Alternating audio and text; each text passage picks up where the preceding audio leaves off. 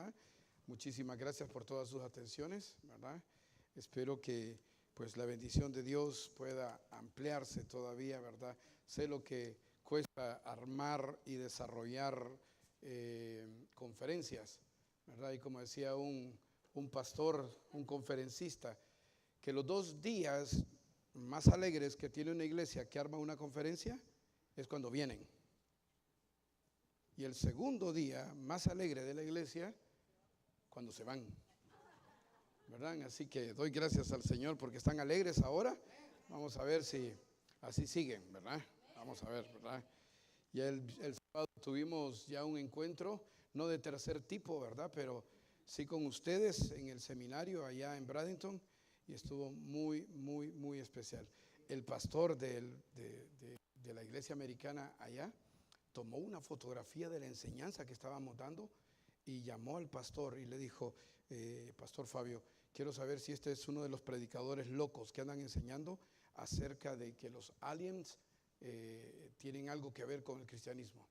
Y el pastor Fabio le explicó cabalmente, no, esto es acerca de una teoría conspirativa, ¿verdad? Acerca de que cuando Jesucristo venga por su iglesia, la gente, algunos incrédulos, algunos que no creen en Cristo Jesús, van a estar hablando y van a estar diciendo que una nave espacial se llevó mucha gente, ¿verdad? Eso es para poder disuadir la fe de algunos y aumentar la incredulidad en ellos mismos, ¿verdad? Pero nosotros sabemos, ¿verdad?, que nosotros no vamos a necesitar de eso. Bien, Hechos capítulo 8, versículo 4. Me gustaría que se ponga de pie porque es la palabra de nuestro Señor. Vamos a honrar cuando hablamos ahí, bueno, en la primera ocasión, ¿verdad? Solamente en esta. Porque alguien pregunta, ¿por qué no lo hacen en nosotros? Bueno, vamos a aperturar con la bendita palabra del Señor. Capítulo 8, versículo 4. ¿Lo tiene, mi querido hermano? ¿Podemos leer todos juntos? Tan solamente es un versículo. Leamos entonces todos juntos. Pero los que fueron esparcidos iban por todas partes anunciando el evangelio. Ahora permítame orar, por favor. Amado Padre, yo te doy gracias por darme la oportunidad de estar nuevamente en esta iglesia. Hemos sido tratados, Señor, muy bien. Y yo te agradezco por el pastor Juan, por todo su equipo, por su señora esposa, la hermana, Señor, para que tú puedas bendecirles a ellos y puedas dar conforme a tu buena voluntad y puedas edificar la iglesia aún más, Señor, en este tiempo de conferencia. Gracias por el pastor que también va a estar aquí exponiendo tu bendita palabra en los próximos días. Y gracias, Señor, por todo el programa que se tiene hecho, por las iglesias que van a venir, los hermanos que se van a acercar y todo lo que va a pasar, Señor. Ahora toma tú el control, usa a este hombre que es útil cuando tú así lo dispones. Toma tú el control, que podamos, Señor, hacer todo para tu honra y tu gloria, que podamos aprender al abrir tu bendita palabra, podamos aprender y así poder poner en acción, Señor, todo aquello que tú nos vas a enseñar cada vez que abramos tu bendita palabra. En tu nombre, Jesús, oramos. Amén y amén. Tomen asiento, por favor. Fíjense que cuando miré el tema con relación a este versículo, me hice una, muy arriba lo tengo, ok, ahí, ok. Cuando miré el tema o el versículo del tema de esta conferencia, yo le dije al Señor, ¿qué voy a hablar si aquí solo hay 2 o solamente un renglón? Y entonces empezamos a orar al Señor y empezamos a ver este versículo, y cuando lo vimos más de cerca el versículo, descubrimos no solamente un renglón, descubrimos 3 renglones que ahí están implícitos en ese versículo. Y a manera de introducción voy a estar hablando. Así que en este versículo, escogido a manera de lema para la conferencia, encontramos 3 renglones que sumamente importantes a considerar. Primero, tome la Biblia, ponga sus ojitos en el versículo 4. Mire lo que dice: los que fueron esparcidos. Ahora, cuando habla de los que fueron esparcidos, uno se puede llegar a preguntar ¿qué tipo de personas eran estos? ¿A quiénes se está refiriendo el escritor Lucas? ¿A quién se está refiriendo cuando dice los que fueron esparcidos? Pareciera que nos indica, que nos habla o que distingue de una cierta calidad de personas o que categoriza la condición de estas personas. Por lo cual estos son esparcidos. Ahora, esta exclusividad de estos que son llamados esparcidos es simple y sencillamente, mis queridos hermanos, porque son creyentes, son cristianos. Lucas no está hablando de otra gente más que de creyentes que han sido esparcidos. Esa es la exclusividad de estos esparcidos. Es por ser cristianos, personas seguidoras de Cristo Jesús, personas que por su fe puesta en Cristo Jesús ahora sufren tal condición, están siendo perseguidos. No son cualquier grupo de personas, no son perseguidores, no son perseguidos por ser extranjeros, son perseguidos por ser creyentes, personas que siguen a Cristo y que sirven a Cristo Jesús. Ahora, el segundo renglón. Ahora, quiero que usted note. Primero, categoriza qué tipo de personas. No está hablando de un equipo o de un grupo de personas que pertenece a cualquier sección. No está hablando de un grupo de personas que pertenece a tal élite o determinado grupo o determinada clase de sociedad. Está hablando, categorizando cabalmente quiénes son los que están allí. Este grupo es de personas creyentes, de los del camino, personas que han creído, personas que han confiado en Cristo Jesús. Entonces el escritor Lucas dice los esparcidos, y entonces cuando hablamos de los esparcidos debemos entender cabalmente que está hablando de creyentes. Amén, hermanos. Hay un segundo renglón. Dice el segundo renglón, usted lo puede ver ahí. Iban por todas partes. ¿Quiénes? Los esparcidos. Ahora, para enfocar este segundo renglón, estimemos el concepto de la palabra esparcido, porque tiene un significado.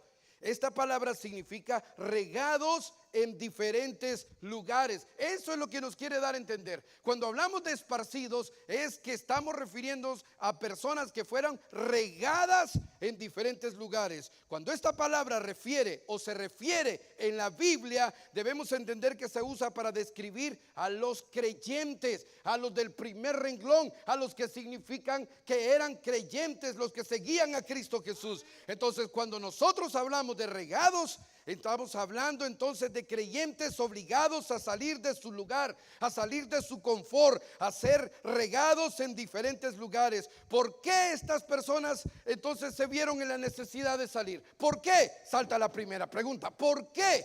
Bueno, por lo que ahora creían, por lo que ahora confiaban. Estas personas antes estaban cómodas. Estas personas estaban en sus casas, estas personas compartían cualquier cosa, pero ahora tienen una fe, ahora tienen un creer, ahora tienen a alguien a quien seguir, y esto los ha llevado a una condición. Han sido esparcidos, han sido regados, han sido perseguidos. ¿Por qué? Por la fe que ahora tienen en Cristo Jesús. Quiero que vaya a Hechos, el capítulo 11, versículo 9, por favor, 19. Hechos, capítulo 11, versículo 19. ¿Ya lo tiene? Ahora fíjese allí, ¿verdad? Fíjese bien. Ahora bien, los que habían sido esparcidos a causa de la persecución que hubo por motivo de Esteban, estamos hablando del mismo capítulo 8. Estamos hablando de la misma calidad de personas. Estamos hablando de este tipo de personas que fueron perseguidas, esparcidas, regadas, pasaron hasta Fenicia, Chipre y Antioquía.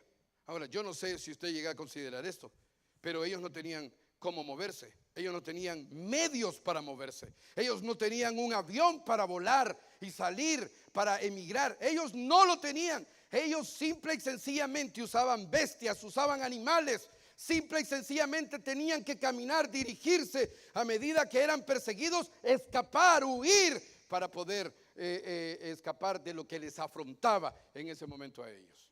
Ahora, déjeme por favor mencionarle algunas cosas. Si usted se interesa en leer esto, la historia de la iglesia, usted se va a dar cuenta que dice que de Jerusalén a Fenicia, escuche, había 198 kilómetros. De Jerusalén a Chipre habían 423 kilómetros, queridos hermanos.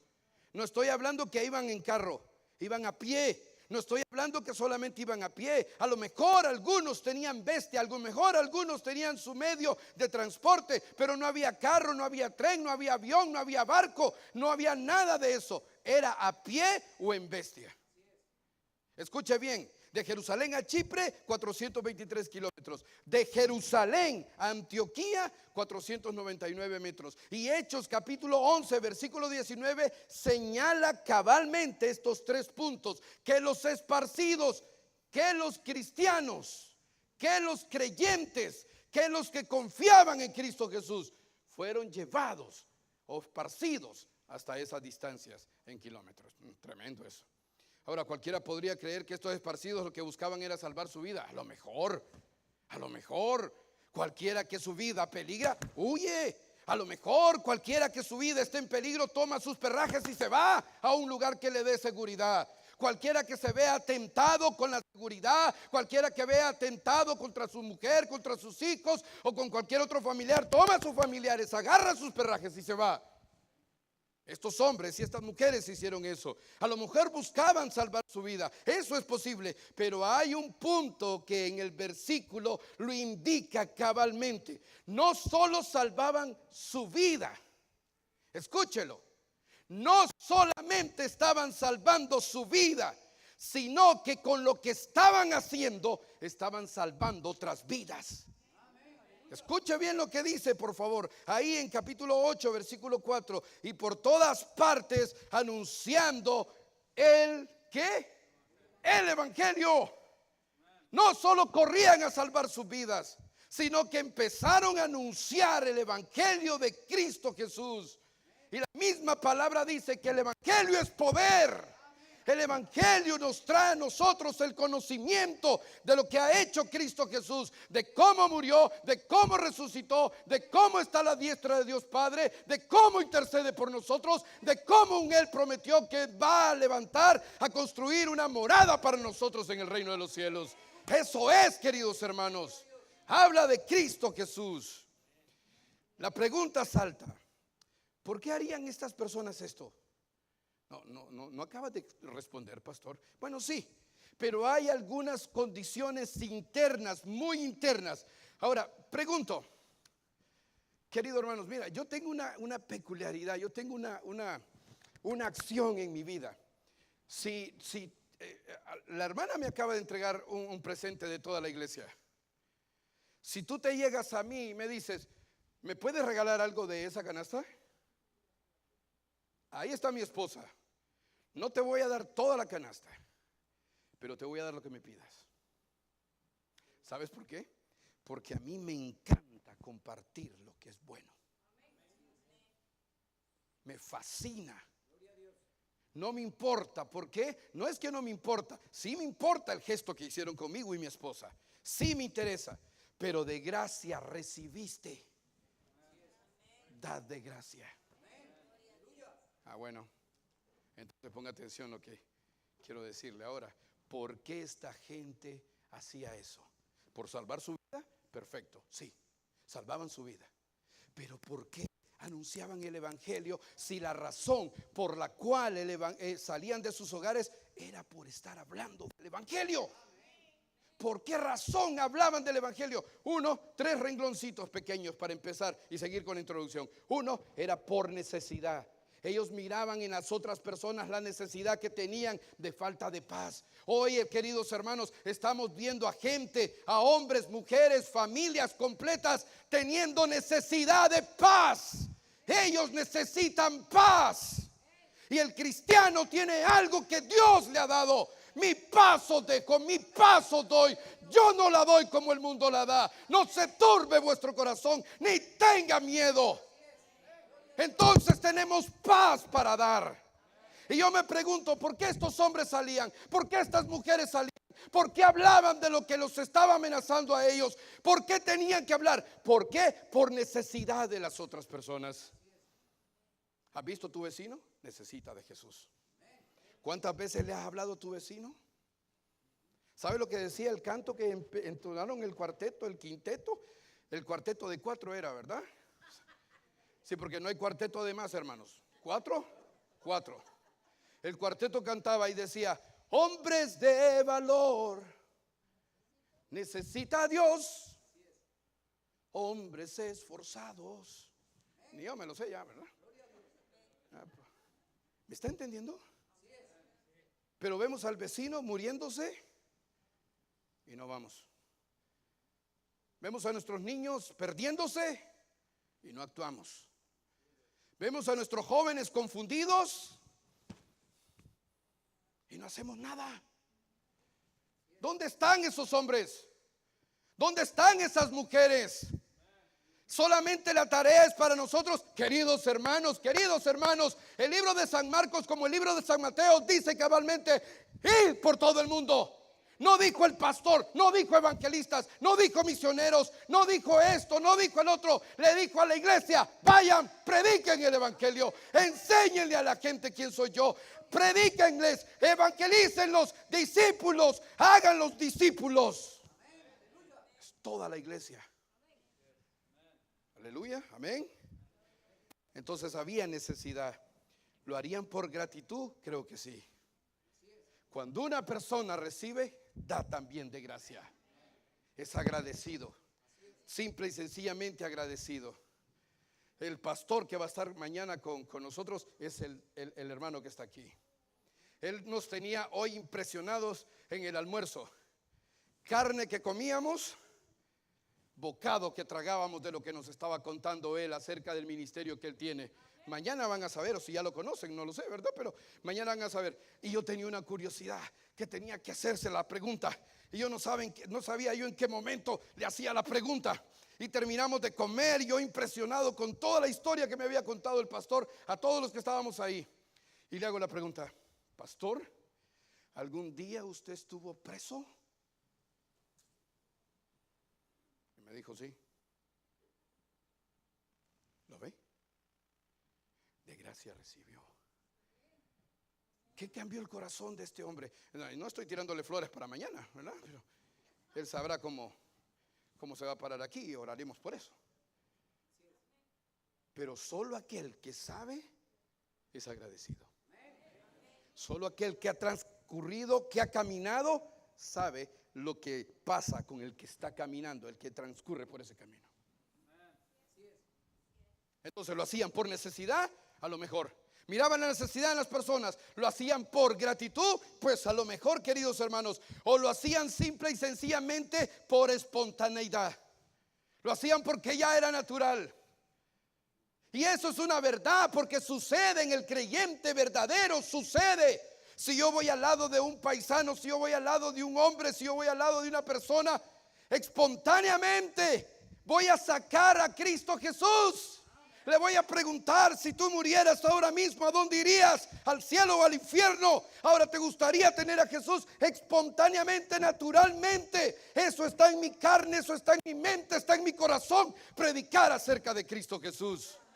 Entonces lo hacemos por necesidad, lo hacemos por gratitud y lo hacemos por espontaneidad. Veamos todo el panorama que esta gente estaba viviendo. No era fácil. No era fácil. ¿Sabe que antes de salir aquí, yo le dije a los del seminarista, a los del seminario el sábado, yo tenía un gran temor por venir aquí por la situación en que está el país, especialmente por migración. Y yo tengo mi visa. No, pues sí, pues yo qué sabía. Yo no vivo aquí, yo no ando aquí, yo no acostumbro. Yo agarro para el sur, Colombia, Perú, Chile, Nicaragua. Y cuando me dijeron vas a Estados Unidos en septiembre, el pastor Juan me llamó y yo estaba trabajando en mi computadora y puse el speaker y mi esposa escuchó y dice, vamos para allá a Norteamérica, sí.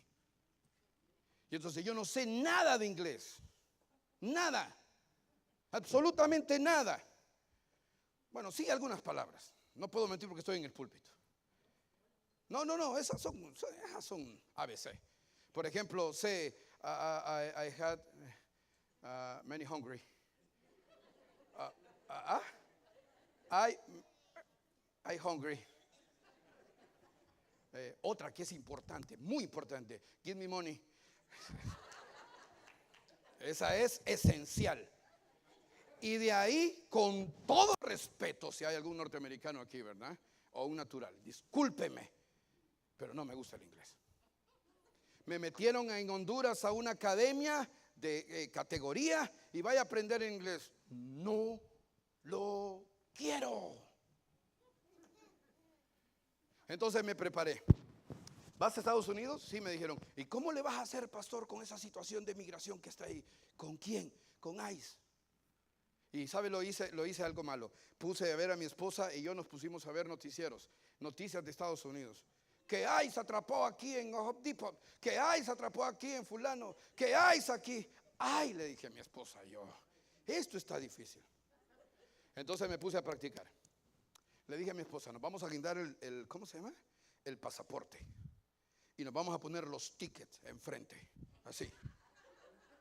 Y si alguno de migración nos detiene, yo le voy a decir, one moment please. I had paper o I had document. Ya estoy como aquel del sur, hablando así, medio raro, ¿verdad? Y le quise dar a entender, le dije a mi esposa, le vamos a dar a entender a este señor que nosotros nos vamos el 15 de septiembre. Y alguien me dijo allá, no, si aquí se están levantando la gente hasta con pasaporte, pastor. Dios santo. Andaba con un hermano, hace unos días aquí andaba con un hermano, y el hermano andaba así. Yo le dije, ¿qué le pasa, hermano? Tranquilo. Es que ando viendo si no hay alguna luz. ¿Qué luz? De esas que suenan, me dice, uy, uy. Y yo dije, ay, Dios mío, ¿verdad? Bueno, eso es un poquito para despertar a algunos y ponerlos a relajar a algunos, y algunos que se relajan mucho, que hacen mucho relajo, ¿verdad? ¿Cuál era la condición de estas personas? Hermanos, mire el capítulo 8, versículo 1, por favor. Y Saulo consentía en su muerte. En aquel día hubo una gran persecución contra la iglesia que estaba en Jerusalén, y todos fueron esparcidos por las tierras de Judea y de Samaria. ¿Qué le parece? O sea, había gran persecución en Jerusalén tras la muerte de Esteban. El capítulo 7 nos habla acerca del primer mártir, Esteban, que había sido apedreado. Había sido apedreado a causa de la fe que él tenía. Él había sido puesto en público y la gente tomado piedras y le arrojó piedras. ¿Por qué razón? Por su fe, queridos hermanos, por lo que ahora él creía. Y la gente estaba temblando, la gente estaba temerosa, la gente sufría en ese momento. Mentalmente, si digo que soy cristiano, me van a agarrar a pedradas, me van a matar como mataron a Esteban. Era tremendo, esa era la condición de ellos. Y había un hombre que se llamaba Saulo. Fíjese lo que dice, por favor, o siga poniendo atención. Dice que este hombre, Saulo, mira el versículo 3, y Saulo asolaba la iglesia y entrando casa por casa, arrastraba a hombres y a mujeres y los entregaba en la cárcel. No solamente hacía eso, a algunos los mataba, a algunos les hacía daño. Este hombre, Saulo, era tremendo, era un hombre malo. Era una persona despreciable. Era una persona que no tenía temor de Dios. Hasta que en el capítulo 9, un capítulo más adelante, Saulo se convierte porque Jesús lo llama. ¿Quién eres tú, Señor? Yo soy a quien tú persigues. Y él, como era conocedor, él tenía conocimiento de quién era el Mesías que habría de venir, inmediatamente reconoce esa autoridad en Cristo Jesús. 2 veces le dice, primero, Señor, por respeto. La segunda vez, sí, le dice ya de un solo lo que es verdaderamente Cristo Jesús. ¿Qué quieres que yo haga? Bien, esa era la condición de esta gente. Había linchamientos, había un clima de duelo y de miedo, había una dispersión forzada. En suma, queridos hermanos, en suma, violencia, redadas, encarcelamientos y peligro de muerte hicieron insostenible quedarse en Jerusalén. Por eso fueron esparcidos mientras huían, iban ¿qué? Anunciando el evangelio de Cristo Jesús. Qué hombres, qué muestra, qué vida, qué ejemplo, qué manera de hacerlo. Ahora saltan las preguntas. Por favor, escucha la pregunta. ¿Será que Dios tiene que inquietarnos en cierto momento de nuestras vidas para poder hacer aquello para lo cual únicamente los cristianos estamos capacitados? ¿Sabe cuál es lo único en lo que nosotros estamos capacitados, que es en una forma general? No estoy hablando de dones, porque a algunos les dio la potestad o el don de ser, ¿cómo se llama? Pastores, maestros, administradores, servidores. Pero es a toda la iglesia que le demanda el hecho de llevar su evangelio a toda persona. ¿Será que Dios tiene que inquietarnos a nosotros como inquietó esta gente en Jerusalén en ciertos momentos de nuestras vidas para poder hacer aquello para lo cual estamos capacitados a hacer? Cada uno, escúcheme bien, queridos hermanos, Dios es fiel y es verdadero. Cada uno de los que aquí estamos esta noche, escúchelo, estamos capacitados por el Espíritu Santo a realizar la buena voluntad de nuestro Dios. Estamos capacitados. Ahora, si no estoy haciendo o viviendo para hacer la voluntad de nuestro Dios, entonces tenemos un problema. ¿Por qué decimos que tenemos un problema? Escúchalo bien. Nos identificamos con su vida, con la vida de Jesús. Cantamos, venimos a su casa, leemos su palabra y tratamos de vivir puritanamente. O sea, nos identificamos con la vida de Jesús. 2, nos identificamos con el pueblo de Cristo Jesús, que somos todos nosotros.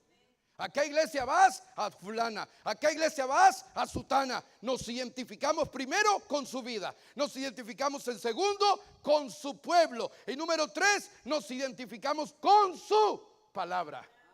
Todos andamos una Biblia cuando venimos a la iglesia. Todos leemos la Biblia en su casa.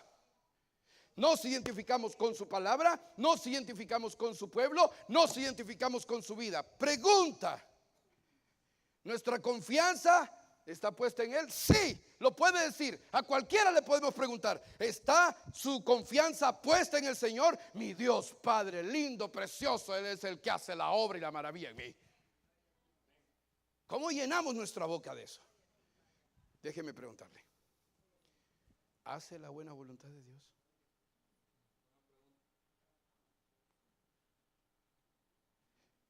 Tratamos. ¿Qué le parece si Dios tratara de bendecirnos? Dios no trata, Dios bendice, porque Él es fiel. Y Él no es mentiroso, ni hijo de hombre para mentir. Él dijo y Él lo va a hacer.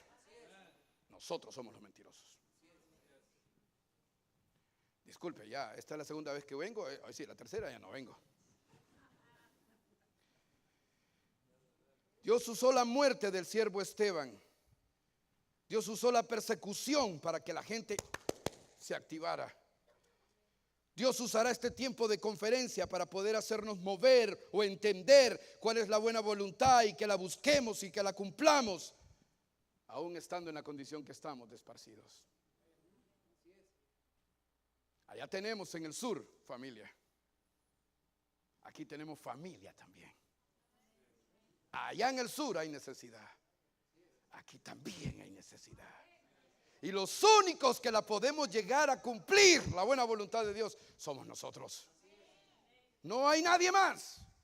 El pastor Juan no va a ir a la calle y le va a dar $100 a una persona para que vaya a evangelizar a otra persona. Somos nosotros por gratitud. Somos nosotros por naturaleza. Somos nosotros por necesidad que vamos a llevar el evangelio a otras personas. Me puse a pensar, cada predicador que suba a este púlpito expondrá la palabra de Dios. Nos va a animar, nos exhortará a realizar la buena voluntad de Dios. Quizá nos emocionemos, quizás o quizá nos motivemos.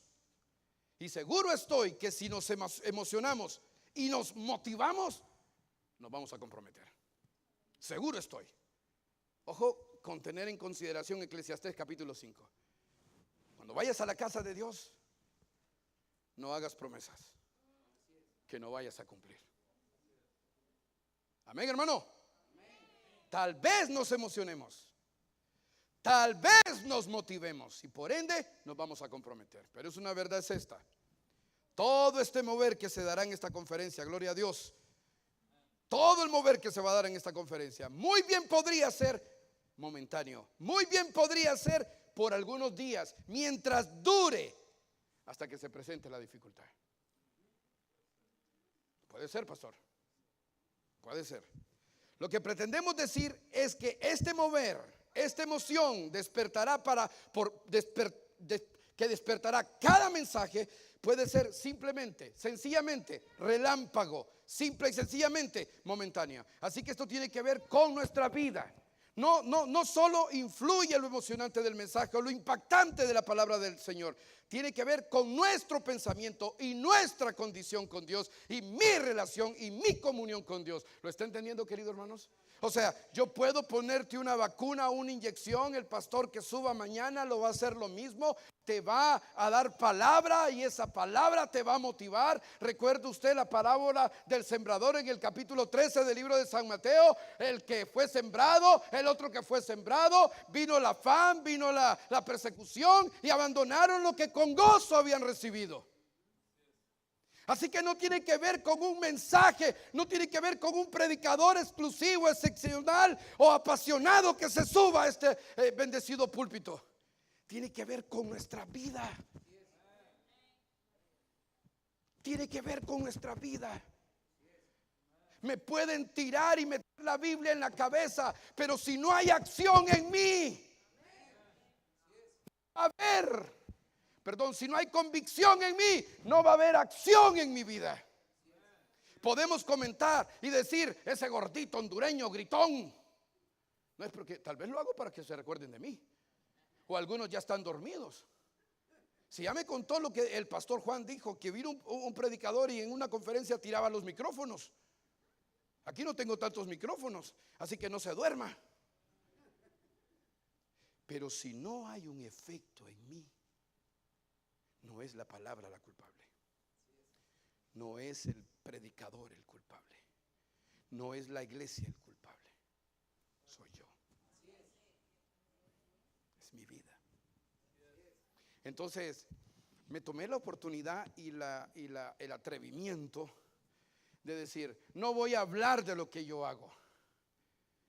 Voy a hablar de lo que podemos hacer.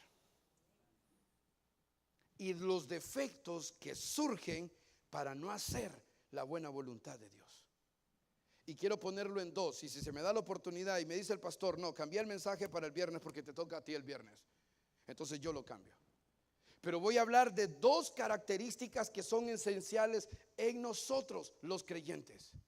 Una, obediencia. Dos, santidad. Si no hay obediencia, yo no voy a entender lo de misiones, hermano. ¿Cuál hombre de valor? Yo no soy de valor. ¿Cuál mujer de valor? ¿Qué evangelio? Si yo no pongo en remojo mi vida, entonces no va a haber acción. Y la otra que tiene que haber es la santidad. Porque ojo, puede haber obediencia sin santidad, pero no puede haber santidad. Perdón, ya me enredé.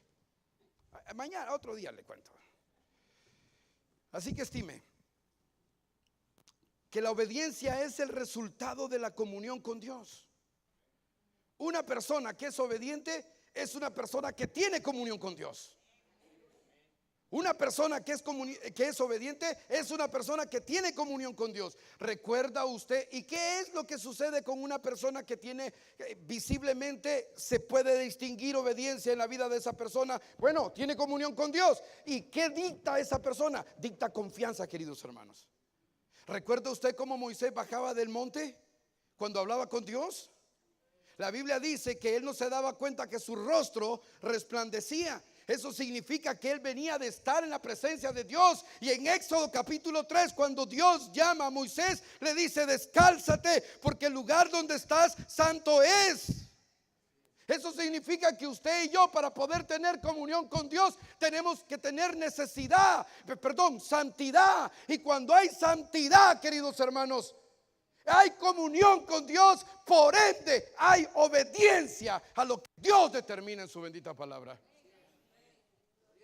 Es sencillo, solo es hacer puntos, unir los puntos. Esto no es difícil, queridos hermanos.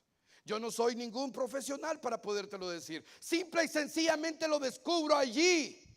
Si hay comunión con Dios es porque esa mujer tiene una vida. Si hay obediencia en la vida de esa mujer es porque esa mujer tiene comunión con Dios. Pasa tiempo con Dios, pasa tiempo con su palabra, pasa tiempo en la iglesia, pasa tiempo con el pueblo de Dios, pasa tiempo adorando a Dios, pasa pensando en Dios, pasa obedeciendo a Dios. Si no hay obediencia en un creyente, no hay comunión. ¿Y qué es lo que impide la comunión con Dios, hermanos? Pecado. Eso significa que no hay santidad. ¿Qué es lo que hizo Dios con Adán y Eva? Los corrió. ¿Por qué? Ya no tenían el mismo estatus que Él. No pueden estar con nosotros. Hermanos, si tú no tienes santidad, no tienes comunión. Por ende, no puedes obedecer. Y discúlpame que lo diga. De todas formas, solo el viernes y el domingo me toca predicar. Ahora salta la pregunta: ¿cuán obediente estoy siendo al mandato de Dios? ¿Cuán obediente? El mandato de Dios no solo es ser obediente para recibir bendiciones, es enfrentar situaciones adversas y seguir obediente. Ejemplo, Job. ¿Lo recuerda? Él estaba tranquilo. Todos los días hacía banquetes, o todos los días hacía un servicio, hacía un culto y decía: Señor, quizás mis hijos han pecado, han hecho lo malo contra ti, han blasfemado contra ti, perdona a mis hijos, siempre. Y si usted va a Job capítulo 1 versículo 1, va a descubrir las características de este hombre: recto, justo, temeroso, apartado del mal, temeroso de Dios.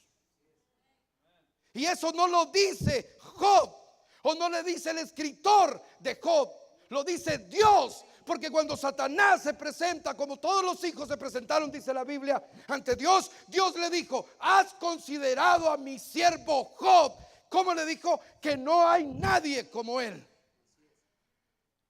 Y el diablo le dijo: carne por carne, mi hermano, déjame tocarle todo lo que tienes. Y Dios le dijo a Satanás: ve, toca todo lo que tienes. La primera vez le quitó todo. Hijos, hermanos, si nos quitaran un hijo, ¿cuánto lloraríamos? ¿Cuánto renegaríamos a Dios? Le quitaron bienes. Hermanos, si yo estoy viviendo bien y que Dios me dejara en la bancarrota, Dios santo, me dejara en la calle, cuánta crítica hacia Dios. ¿Por qué? ¿Por qué lo has hecho? Y dice que le dio una enfermedad a Job, que agarraba un tiesto, un pedazo de teja para rascarse por su enfermedad. No tengo tiempo para exponerles cuál era la enfermedad, pero sí ya se ha acercado a algunas personas a determinar cuál era la enfermedad de este hombre. ¿Y qué dijo la mujer? Ojo, no le eche la culpa a la mujer, porque la mujer también tenía 10 hijos y los perdió. Ese es el dolor de ella. Y esa mujer le dijo a Job, vamos, lo insistió: maldice a tu Dios. Y ella sabía lo que iba a continuar. A continuación seguía: maldice a tu Dios y muérete. ¿Y sabe lo que dice? Quiero que vaya al libro de Job, por favor. Ya, esto se va a saltar del bosquejo. Y solo me dieron 45 minutos y ya llevo como 5, creo, ¿verdad? Bueno, no sé, como no se rieron, entonces sí llevo 5. Ay, sí, qué bárbaros. O sea, la cuestión era reírse para darme cuenta que llevo más de 5 minutos. Qué buenos son ustedes. Job, el capítulo 1. ¿Ya lo tiene? Versículo 22. Ponga sus ojitos, por favor, en él. Dice: en todo esto no pecó Job, ni atribuyó a Dios despropósito alguno. Gracias, hermana. Muchas gracias. Aquí ando mi pañuelito, pero muchas gracias, hermana. Muy amable.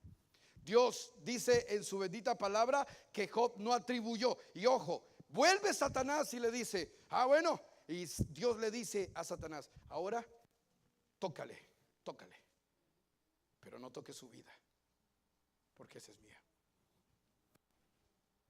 Es tremendo, hermanos. Es tremendo. Quiero que vaya entonces, porque si es cuán importante es la obediencia en mi vida. Cuán importante es la obediencia en mi vida. Y yo quiero hacerles una pregunta, derivándose de esa. Yo ya le dije si es usted obediente, pero ¿qué es más importante en una relación con Dios? ¿Qué es más importante? Hacer todo lo que queremos hacer todo lo que podamos hacer todo lo que Él se sienta complacido. No, Dios se lo dijo a David, se lo dijo a Samuel, y Samuel se lo tenía que decir hasta el rey Saúl, el primer rey de Israel. Señor, ¿en qué se complace Dios? ¿En el montón de ritualismo que hacemos? No, en obedecer. Mire lo que dice Primera de Samuel, por favor, el capítulo 15. Vaya a la Biblia, querido hermano. Primera de Samuel, capítulo 15, el versículo 22, por favor. Primera de Samuel está entre Génesis y Apocalipsis. Capítulo 15, versículo 22. ¿Ya lo tiene? Y Samuel dijo: ¿se complace Jehová tanto en los holocaustos y víctimas como en que se obedezca a las palabras de Jehová? Y dice: ciertamente el obedecer es mejor que los sacrificios, y el prestar atención que la grosura de los carneros. Queridos hermanos, ¿por qué es mejor obedecer? Hay muchas posibles respuestas, pero en la Biblia se encuentran dos que nos hacen pensar, que nos hacen analizar, que nos hacen razonar, que sí es conveniente obedecer. Quiero que vaya a Romanos el capítulo 13, el versículo 5, por favor. Me gusta bastante tocar la Biblia, ¿verdad? Y honestamente, cada mensaje de una hora son 15 citas bíblicas, ¿verdad? No sé cuántas llevamos todavía, creo que 4, así que usted vaya haciendo el número para que vea cuándo vamos a terminar. Pero capítulo 13, el versículo 5, por lo cual es necesario estarle sujeto, no solamente por razón del castigo, sino también por causa de la conciencia. Allí el apóstol Pablo está enseñando las dos razones por las cuales hay que ser obedientes. Una es por el castigo. Si usted no es obediente, recibe un castigo. Amén. Si usted no hace caso, recibe un castigo, una reprenda. Si usted no atiende lo que están diciendo como ley, como norma, como precepto, usted tiene que recibir un castigo. Si tú tomas a un hombre, la Biblia dice, o tomas a una mujer, y la Biblia dice: no os unáis en yugo desigual. Esa es la ley, esa es la advertencia, esa es la norma, ese es el precepto. Pero si tú no obedeces, tienes que sufrir consecuencias. Si yo tengo este espacio aquí y salto, a mi edad es muy posible que me haga daño, pero tengo las gradas. Así es la ley. Si no obedeces, tienes que recibir una causa, un castigo. Hay una consecuencia. ¿Estamos entendiendo? Si te tiras de un edificio de 20 pisos y a la mitad del edificio dice: alto, no me voy a tirar ya. No, ya no puedes detenerte. Te vas a matar. ¿Obedeces o no obedeces? Si obedeces, no hay castigo.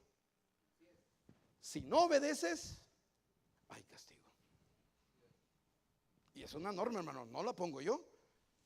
Aquí lo dice la bendita palabra del Señor. Ahora, la segunda razón que dice el apóstol Pablo acerca de la conciencia, acerca del conocimiento del bien y del mal. Esta segunda razón significa que aun cuando no exista ninguna amenaza de ser castigado, los cristianos deben de obedecer estrictamente las previsiones legales. ¿Por qué? Por cuestión de conciencia. ¿Y qué es la conciencia? En un término general diremos que la conciencia es el conocimiento interno del bien y del mal. Usted sabe el bien y el mal. Por ejemplo, nosotros no nacimos con el bien, nacimos con el mal. Porque todo el que nace en pecado. Es el mal. ¿Verdad que sí? Nosotros no conocemos el bien cuando nacemos. Mire un pequeño niño, 2 de la mañana llorando porque quiere ¿qué? La mamila. Porque quiere ¿qué? Pecho. Porque quiere ¿qué? El pepe. O sea, no estoy diciendo que lo hacen por maldad, pero algunos sí. Algunos sí. Algunos niños sí. Lo dominan a uno. Y ahí sale corriendo la nana, ahí sale corriendo el tata. Claro que sí. ¿Por qué razón? Porque nosotros, nuestro chip viene con la maldad incluida. El mismo salmista lo dice: en mí no hay nada bueno, todo es pecado. Ahora, ¿cómo conocemos nosotros el bien? Esto tiene que ver con Cristo Jesús. Cuando Él viene, nos hace libre, conocemos la verdad, conocemos la justicia, conocemos la misericordia. Por ejemplo, nosotros no amamos ahora como antes amábamos. Ahora amamos porque tenemos a Cristo Jesús en el corazón. Ahora somos misericordiosos, no como antes. Ahora somos misericordiosos porque tenemos a Cristo Jesús en el corazón. Entonces conocemos el bien. Y escúcheme por favor, hay un versículo en Santiago 4:17, que no lo busque, usted lo sabe muy bien. Al que sabe hacer el bien,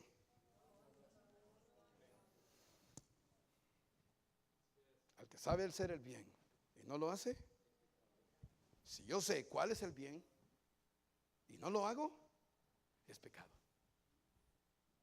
Tengo ahora conciencia. Ya no somos dominados por el pecado. Por ejemplo, alguien dice: pobrecitos los ebrios, los borrachos. Yo digo que es uno de los pecados más graves que puede haber. Y sí, pero ellos son dominados por ese pecado. Hermanos, quiero decirte algo: lo que te manda, lo que te domina, eres tú esclavo de eso. Y Dios ha dicho: ustedes ya no son esclavos del pecado. No más que hay algunos creyentes que usan esta libertad para libertinaje. Estaba en Chile y un pastor me hizo una pregunta según el clave. Me dijo: pastor Izaguirre, dígame, hermano, y voy en su carro y voy a comer porque me está invitando a cenar. Dígame, hermano pastor, ¿por qué el apóstol Pablo le dijo al joven Timoteo que tenía que beber vino para cuestión de su estómago? Incluso le dice: no bebas agua, bebe vino por cuestión de tu estómago. ¿Sabe la respuesta, pastor Izaguirre? Sí, no habían Tums ni Alka-Seltzer, no habían antiácidos, no había ningún tipo de medicina para el estómago. Pero hay cristianos que toman esa acción para vivir su libertad, aún sujetos a su carne antigua. Somos libres, hermanos, libres para obedecer al Señor. Ahora voy a terminar, no, porque bueno, es bastante, pero voy a terminar, porque ya no tengo mucho tiempo, ¿verdad, pastor? Bueno, sí, dele que usted solo se va a quedar, ¿no? Sí. Los que se van y los que están durmiendo, si yo solo voy a quedar, ¿no? Y el diablo que va a terminar riéndose de mí, ¿no? Te lo dije, ¿verdad? Miremos 3 palabras que comienzan con la letra C, que distinguen al creyente que es obediente. Y aquí nos podemos distinguir nosotros. La primera palabra con letra C: comunión. La palabra comunión se refiere a la participación y el compañerismo entre las personas. Ustedes el sábado, o bueno, juntos el sábado vamos a tener un compañerismo aquí. Va a haber una reunión, una cena internacional. Y yo estaba pensando, si nadie dice por Honduras que va a preparar algo, y iba a decir a la vieja: te preparas con algo ahí y lo hacemos, no hay problema. Les enseñas a estos hermanos cómo es la cocina hondureña. Bueno, yo sé que ahora ya lo dijo, hermano. Comunión, la palabra significa participación, el compañerismo entre las personas. En esta participación y compañerismo destacan las acciones como unidad, un mismo sentir. Es lo que tenemos aquí. Amén. Aquí hay unidad, aquí hay un mismo sentir, hay un mismo pensar y hay un mismo actuar, todos juntos. Porque hay comunión entre nosotros. Entendiendo esto, que para que estas acciones se den es necesaria la obediencia. Resumimos, ¿qué le parece a usted si el pastor Juan le dice a alguien, haga esto, párese aquí, y él diga no? Ese señor no está en la misma línea que estamos todos. ¿Me está entendiendo? Entonces esa persona podríamos decir que no tiene comunión con nosotros. Bueno, entendiendo esto, para que las acciones se den es necesaria la obediencia. Resumimos en este punto y diremos que su comunión, queridos hermanos, destaca la capacidad de obediencia que existe en usted. ¿Vamos a evangelizar? ¿Cuándo, pastor? Recién el sábado, sí, a las 9:30, ya todo el mundo, ¿verdad? Espero que después de este mensaje diga la gente, sí, yo voy a ir. Oiga, llegó un haitiano a la iglesia donde yo predico. Le pregunté, ¿cómo llegó a la iglesia? Mira, me fijé, yo vengo de Estados Unidos, yo no sé, o de Antigua, vengo de Antigua o de Estados Unidos. Él es un personero, él es un representante diplomático. Y buscó la iglesia por internet. Y se fijó en alguna página y descubrió Iglesia Bautista El Calvario. Y llegó con toda su familia. 4 miembros. Y él me dijo, ando buscando una iglesia. Dijo el primer día que llegó, un domingo a las 5 de la tarde. Ando buscando una iglesia. Bueno, siéntese y participe. Ahora, ¿por qué razón él se quedó? Por la comunión. Él dijo, es la misma música, es la misma forma de prédica, es la misma liturgia. Cuando tú tienes comunión con Dios, revelas cabalmente obediencia en tu vida. Por ejemplo, usted que es un hijo de Dios mostrará que está o que vive en comunión con Dios, y por consiguiente habrá obediencia. Y su comunión es con el Padre, su comunión es con el Hijo y su comunión es con el Espíritu Santo. Y por ende, hermano, cuando usted tiene comunión con la Trinidad, con Dios Padre, Dios Hijo y Dios Espíritu Santo, Proverbios dice que cuando los caminos del hombre son agradables a Jehová, aún hasta sus enemigos los hace estar en paz con él. Si tengo comunión con Dios, hermano fulano, hermana fulana. Si tengo comunión con Dios, hermanito, hermanita. Si tengo comunión con Dios, a la orden, pastor. Porque Él está dando una orden. Vamos a evangelizar. Y el creyente que tiene comunión con Dios lo entiende que es una orden. Y obedece. Cuando hay comunión, la primera letra con letra C, la primera palabra con letra C, cuando hay comunión, hay obediencia. Amén. La segunda letra, control. Pregunta, ¿quién te controla, mi hermano? Alguien dijo, si no caminas con Jesús, caminas con el diablo. Así es. ¿Con quién caminas? En un equipo de fútbol, ¿quién manda? En el soccer, ¿verdad? Por ejemplo, en el mejor equipo del mundo, Honduras.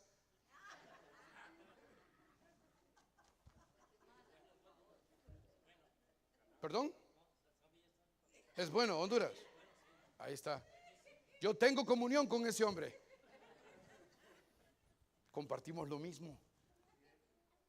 En un equipo soccer, en un equipo de fútbol donde hay 11 jugadores, dentro del campo hay alguien que tiene el control. ¿Cómo se llama? Capitán. En todo el equipo, Cuando están sentados en los camerinos recibiendo instrucción, ¿quién tiene el control? El entrenador. Y dentro del campo, con los 22 jugadores, ¿quién tiene el control? El árbitro. En tu vida, ¿quién tiene el control? Bueno, como yo no soy el pastor, no sé cuántos son obedientes. Y lo que acaban de decir, que Cristo Jesús es el que tiene el control.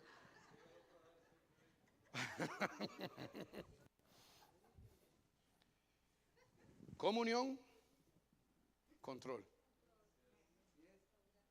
¿Estamos de acuerdo? Y la última palabra para terminar, irme a sentar y para que usted me mire bien o me mire mal. Pero si tiene comunión con Cristo, vamos a estar alegres los dos. Pastor, gracias por haberme fajeado, por haberme dado duro, pastor. Y te amo, pastor. Ah, bueno, tiene comunión con Dios. Pero si usted pasa por esa silla y me queda viendo así, no vuelvas. Usted tiene comunión también, pero con el diablo. No se ponga serio, estoy jugando, ¿sí? Porque veo que algunos están serios. Por favor, no me haga que me ponga serio. La última, conocimiento.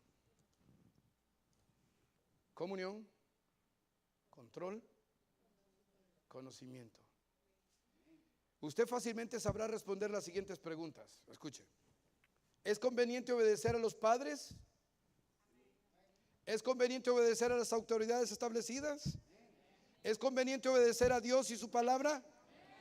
¿Es conveniente obedecer al mundo y a sus aberraciones? Conciencia, conocimiento. Lo logra entender, el conocimiento es necesario para poder obedecer. ¿Me está entendiendo? Para poder obedecer, yo tengo que tener conocimiento de aquel que me pide obediencia. ¿Qué clase de conocimiento? Tenemos que tener conocimiento en primer lugar, y no voy a exteriorizarme, solamente este punto, de su carácter. El carácter de una persona está formado por una serie de cualidades. Por ejemplo, miremos el carácter de Dios. ¿Cómo es el carácter de Dios? ¿Cuáles son las cualidades del carácter de Dios? No voy a decir atributos. Usted sabe que se divide en dos, naturales y morales. Pero voy a hablar de cualidades, de características de Dios, que las podemos fácilmente leer en su bendita palabra. Aquí están una. Dios es fiel. Dos, Dios es justo.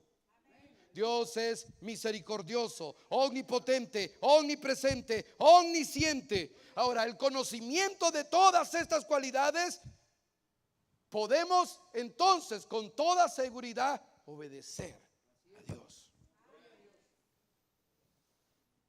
¿Cómo debe de ser nuestra obediencia? Debe de ser de corazón. Ahora, termino ahí. Ya no voy a seguir. Ya no voy a seguir. Aquí vamos a quedarnos. ¿Recuerda usted a Saúl?